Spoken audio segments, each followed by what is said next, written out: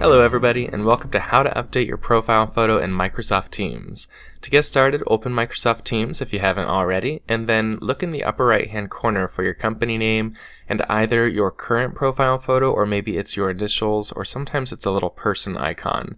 So whatever you see there for that image or your initials, select that and select it again next to the account that you want to change the profile photo for. Notice when I'm hovering, I do get that camera icon right on top of it, just a hint that I can change it. So I'm clicking on that icon, and now I can either remove my profile photo if I want to go back to just my initials maybe, or select upload. Of course, we're here to change it, so I'm going to upload a new photo. That's going to open my file explorer where I can browse to and find that new photo.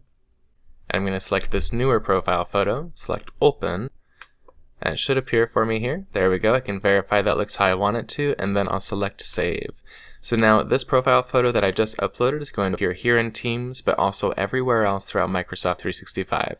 That includes SharePoint and Planner and Outlook.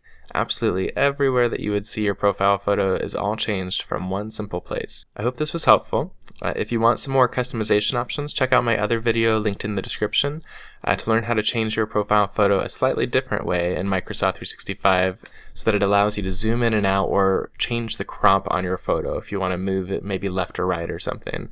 But otherwise, have a great day and thank you for watching.